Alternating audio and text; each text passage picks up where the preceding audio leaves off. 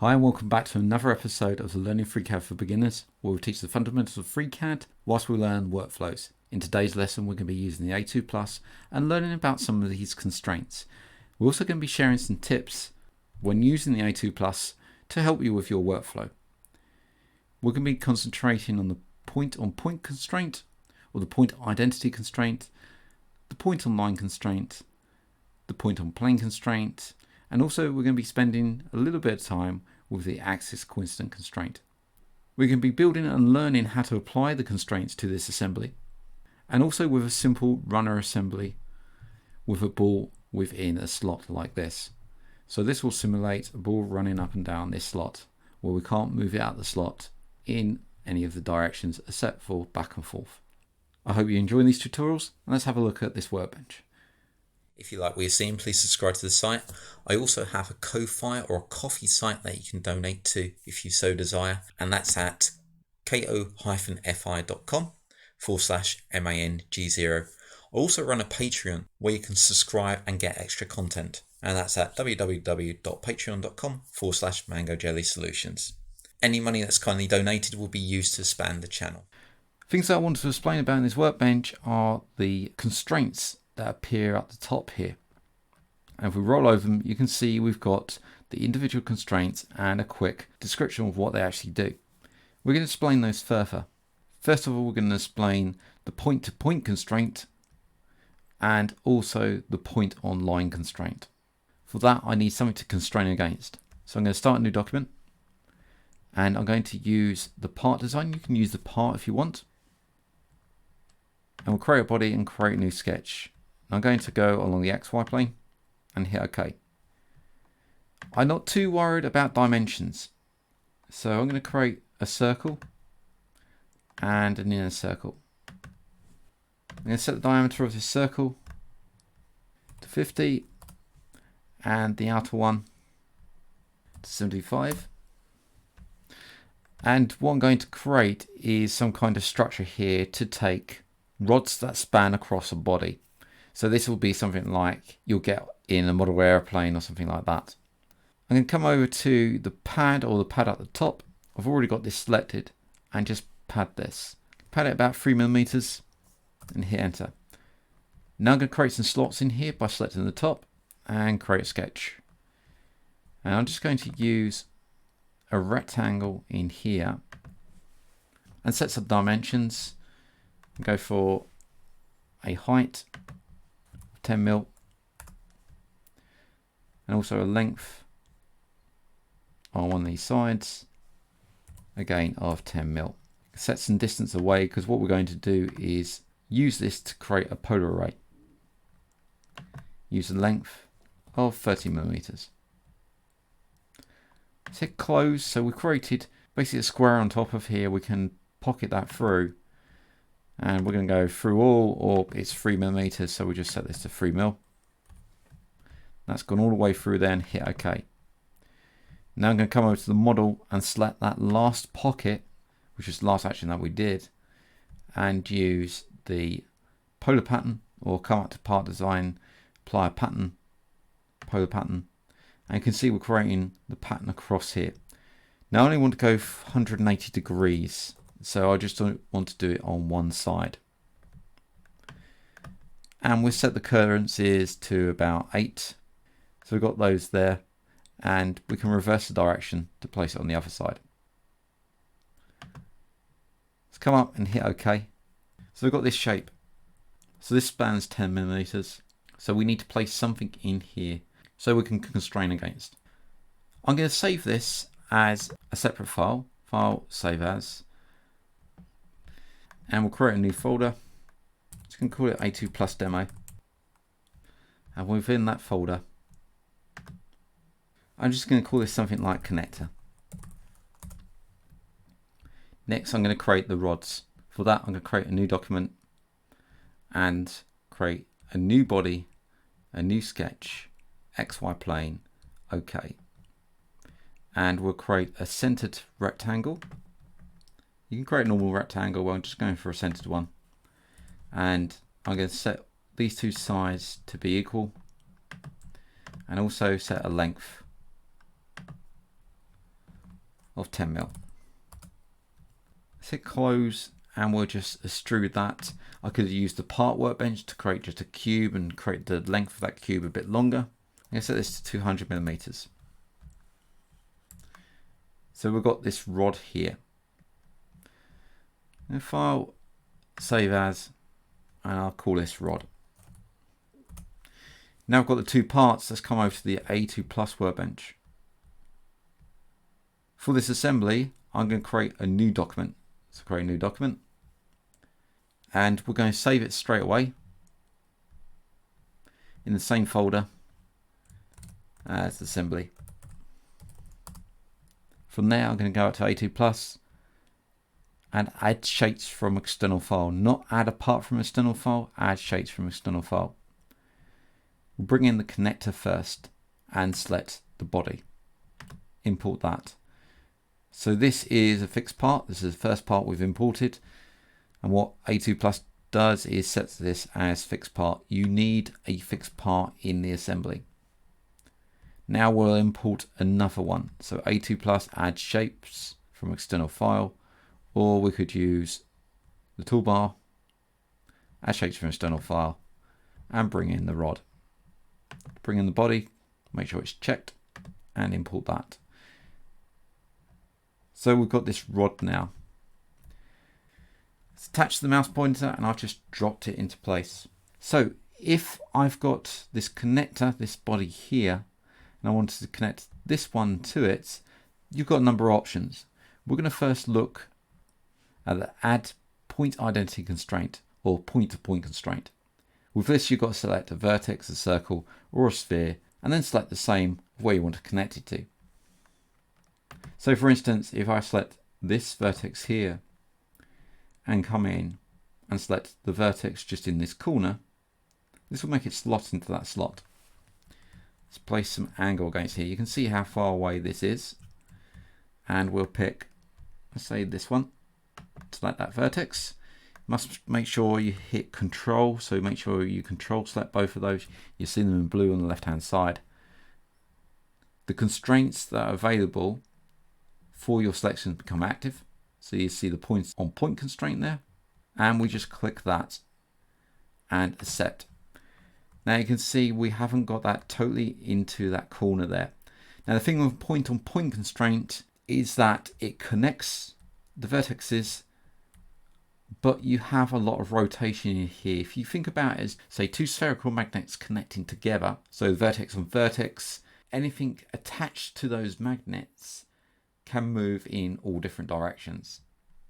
If I use the move the selected part under constraint, then nothing will happen with this. I'm trying to move this and I've clicked on it and moved, and you can see nothing's happening. And that's because you're dealing with rotation here. So if this body transforms, it will snap back. I'll show you that. So I'm using the moving selected part, not the move the selected part under constraint. If I right click, transform, it's the same. Now if I move this, say, to the right and hit OK, and then hit the Rubik's Cube, solve constraint, it will snap back. So when you select the move selected part under constraint and try to do that, we're trying to do a transform, and that's not allowed. It will be allowed with other constraints or when you have another item that's connected to this. So this is the reason why some constraints, you just put one object down connected to another object and you can move it with this tool here. And some constraints you can't. It's all to do with moving something that can be rotated over something that can be transformed. If the movement that you're using here is a transformation movement, then this won't move. If it's a rotational movement, which you can do via the move the selected part under constraint, or if something was attached to this, then that's fine. So if I resolve that now using Rubik's Cube, you can see that point is still on there, but we've got all these degrees of freedom. To lock this down even more, we can take the other point that sits here, come around and control click the point here. So you've got those two selected and add a point on point constraint and accept that. Now we've locked down the rotation even more, but it can still rotate this way. So you can see how that's been placed there. Remember, we're thinking about the vertices as two small spheres that are connected together, and they have that freedom of rotation. Now that's there, well, we want this actually laying across here. So what do? We'll have to think about the other constraints. I could take this line and control click this line, and look at the constraints that come up. We haven't got the point on point constraint, that's grayed out, but we do have something called the add axis coincident constraint, and that aligns the axes of these two lines. Now if you think of the axis going across this line, this is where the axis is going across here, and the axis for this line is going across here. So if you think about axis like in an axle going through wheels, then you've got a line going this way and a line going this way. And when you click on this, it aligns, and it's aligned those in place. We only need one because we got the 2 points. Might be around the wrong way, but we just use flip direction, and that's placed it in the correct place. We'll set that, and we can see that's there. So any rotation on this, using rotate tool or the right click transform. So let's rotate this upwards, and OK. If I use the Rubik's Cube to solve the constraint, it just flips back. What I'm going to do now is add another one of these. Now we can do that via coming up to the A2Plus and add shape from file and selecting the same shape again, or better still, let's click on that shape. You can see it highlighted on the left hand side, and we'll duplicate it. A2Plus, create duplicate of a part. It gets attached to the pointer, and we can place that wherever we want. So I've placed it there. What I'm going to do now is attach this rod to this part, this connection, and we're going to use a different constraint. We could use the axis constraint, or we could use the next one in our toolbar called the point on line constraint. And this is pretty simple. We take a point or a vertex, click that, and let's make sure we get the right one. So we've got 1, 2, so it's in here. So I'm going to select, it could be either or, doesn't matter. Select that vertex or the other one, and we're going to select this line. Control select the line. So they're both selected, you can see them there. We've got the point on line constraint, that's the only one that's available, and we click that and set. So that's been placed in there, but we've still got rotation. If you think about this, we've placed a point on a line, which means this can be rotated. We've just got that sitting on that line. So if I click on that body, and what we'll do is just right click transform, and for instance, let's rotate this way, and OK, and solve the constraint. It's just placed that vertex back on that line. We're not aligned to this rod. We just used a point on line constraint. We've also got rotation this way as well. I'm just going to Control Z that so it comes back, and you'll see that we have rotation. If I click on it and use the rotate tool, let's go for this one this time from the toolbar. So transform, rotate, and we'll rotate this around, say like this, and OK, and solve. You can see that's been rotated around, and we've got a gap in there. Just trying to get it so you can see the gap in there. So you can see that gap in there. So how do we solve this? Well, we can take the other side, this point, and use the other line. Control click those and point on line constraint. That's lined that up there. But remember, we've only done 1 point.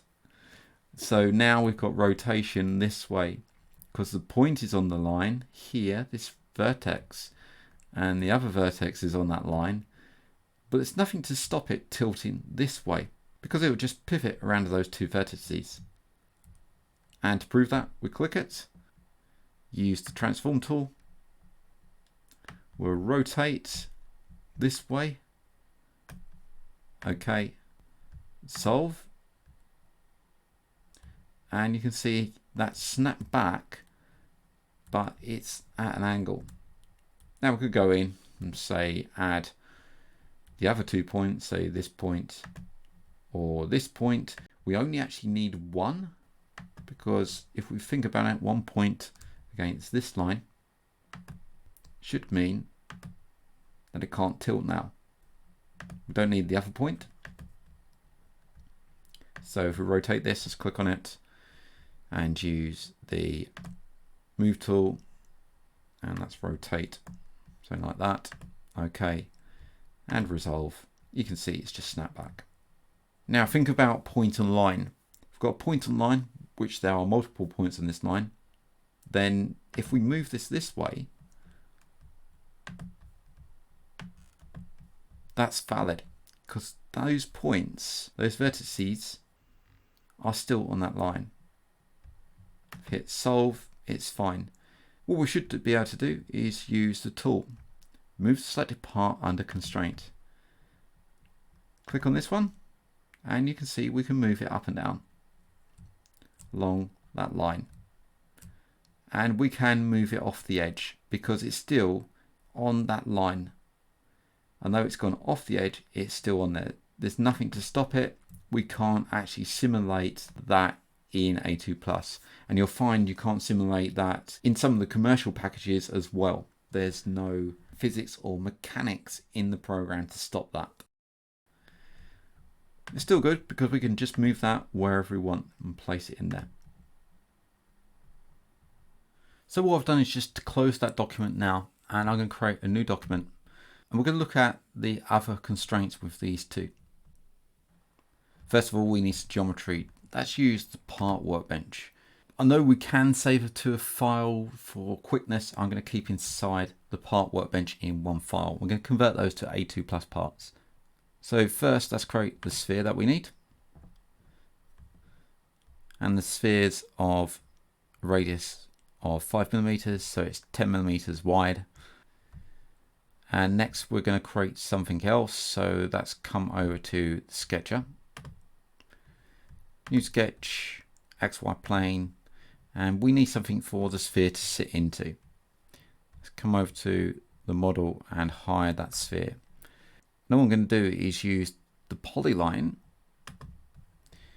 and create something like this. So I'm just creating a channel for the sphere to sit in, like so. Escape that, and I need a vertical constraint on there. I've got some redundant constraints, so come into tasks, click the redundant constraints and hit delete. Make sure that this one is 10 millimeters wide.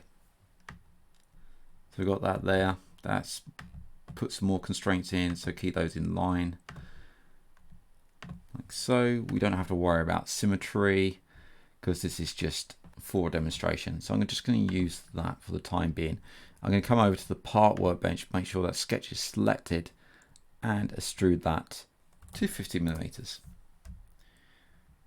So we have this part and we have the sphere that's sitting there.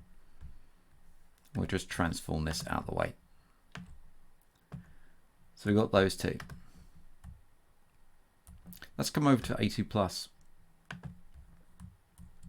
Now, because we haven't actually created those into separate files, we don't have to import them in, but we do have to convert them. That allows all the constraints to work.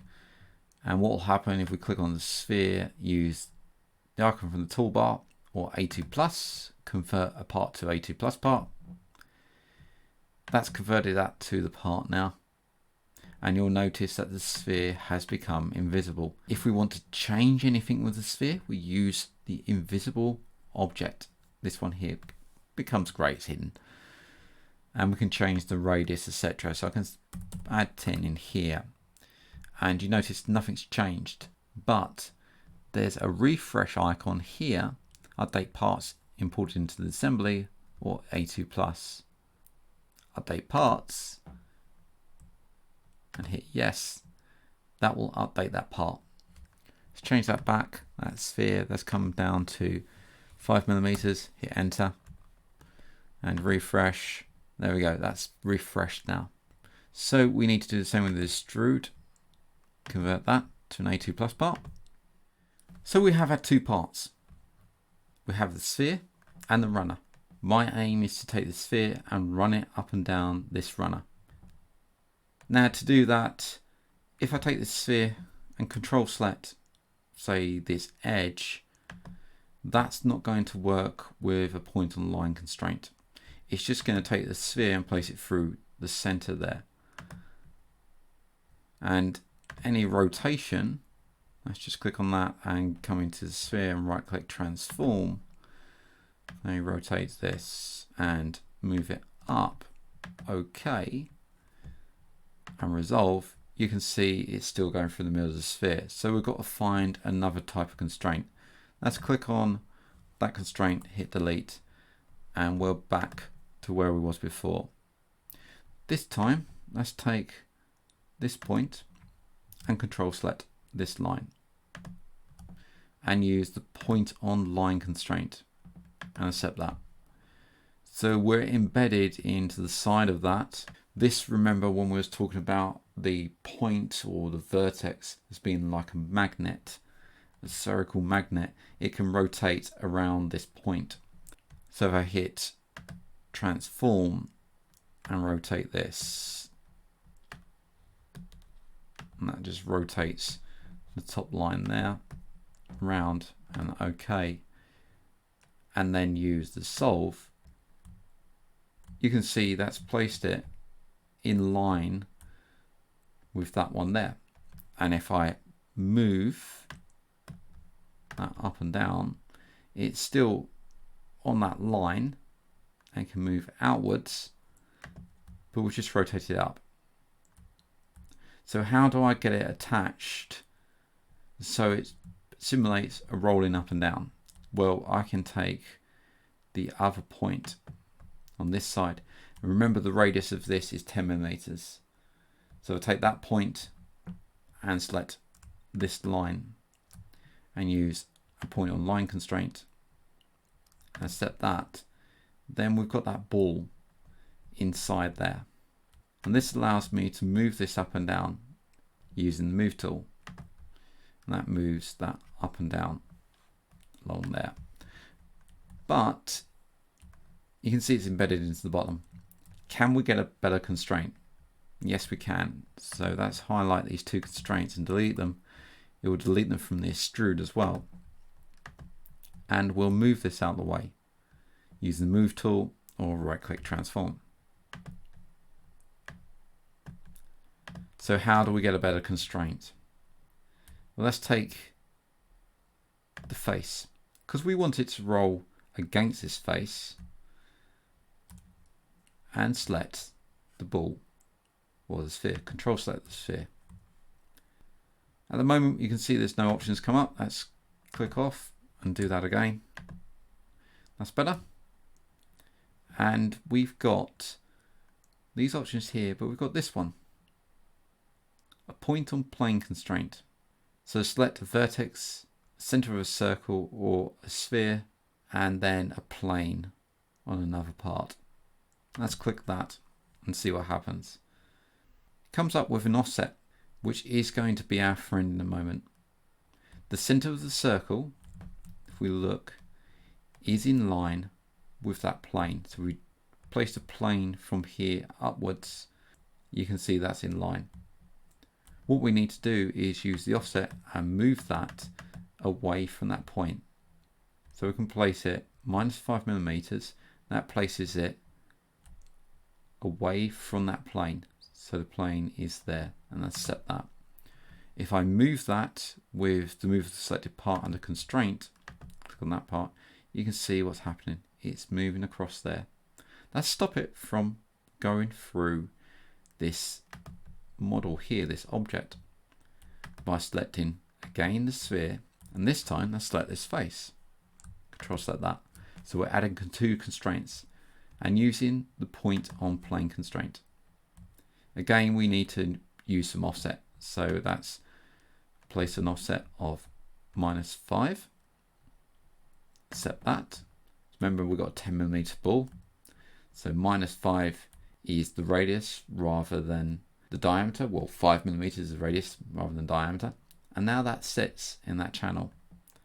If I use the tool to move the selected part under constraint, and select that, we move up and down that channel as though it's rolling inside there. So for the time being, I'm just going to leave you with those 3 constraints. And then in another video, we'll move on to the other constraints and understand how those work with a simple demonstration. I hope you enjoyed that video, and I hope to see you again soon. If you like what you're seeing, please subscribe to the site.